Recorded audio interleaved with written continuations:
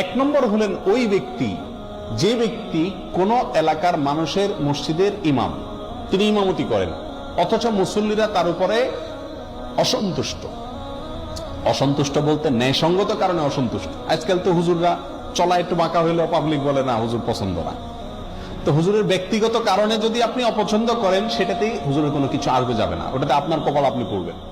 কিন্তু যদি যুক্তিসঙ্গত কারণে লোকটা বেদাতি, লোকটা খারাপ মানুষ, লোকটার ভিতরে কোনো বদভ্যাস আছে, সেই কারণে যদি পাবলিক তার প্রতি অসন্তুষ্ট থাকে, তাহলে এই ব্যক্তি জেনে শুনে পাবলিক আমার উপর অসন্তুষ্ট, আমার কোনো চরিত্রের দোষের কারণে, তারপরেও সেই ইমামতির আসন ধরে আছে, আঁকড়ে আছে, তো এই ব্যক্তির উপরে, এই ব্যক্তির ব্যাপারে এই কথা আসছে যে তার সালাত তার মাথার এক বিগত উপরেও উঠে না, অর্থাৎ আল্লাহর কাছে কবুল হয় না।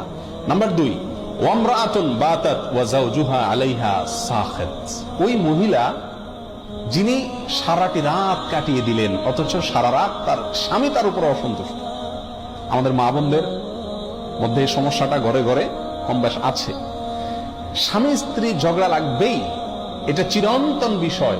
নবী আলাইহিস সালামের মতো মানুষ, তার সঙ্গে উম্মাহাতুল মুমিনিন রাদিয়াল্লাহু তাআলা আনহাদের সাথেও মনোমালিন্য তৈরি হয়েছে। নবী আলাইহিস সালাম রাগ করে মসজিদে যান নাই, এ বাসায় যান নাই, মসজিদে শুয়ে রয়েছেন। ওমর রাদিয়াল্লাহু তাআলা এসে মধ্যস্থতা করে মিলিয়ে দিয়েছেন। এই ঘটনা ঘটছে।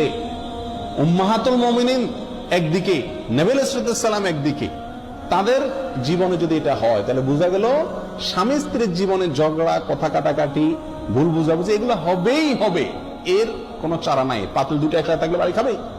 কিন্তু আমাদের বোনদেরকে খেয়াল করতে হবে, যেহেতু আমাকে আল্লাহর সন্তুষ্টি অর্জন করতে হবে, আমার ইবাদত আল্লাহর কাছে কবুল করাইতে হবে, অতএব রাগ করে আপনি থাকেন, কিছু সময় থাকেন, সমস্যা নাই।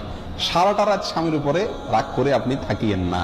অন্তত রাতের কিছু অংশ গেলে রাগটা মিটানোর চেষ্টা করেন। যদি স্বামী অন্যায়ভাবে রাগ করে থাকে, গায়ের জোর রাগ করে, সেটা ভিন্ন কথা। যাই হোক, তাহলে দ্বিতীয় হলেন ওই স্ত্রী যিনি সারাটি রাত কাটিয়ে দিলেন অথচ তার স্বামী তার কারণে তার উপরে কি অসন্তুষ্ট। যদি স্বামী অন্যায়ভাবে অসন্তুষ্ট হয় এবং তাকে সন্তুষ্ট করার কোনো জায়গা না থাকে, গোয়ার টাইপের হয়, তাহলে ভিন্ন কথা। 3 নম্বর, আব্দুল আবেক, ওই গোলাম বা কৃতদাস যে মালিক থেকে পালিয়ে গেছে অনুমতি ছাড়া, কোনো তার সাথে চুক্তি ছাড়া তার থেকে পালিয়ে গেছে। কোন কোন বর্ণনা আসছে ওই দুই ভাই, যে দুই ভাই নিজেদের মধ্যে মারামারি বা কাটাকাটিতে লিপ্ত।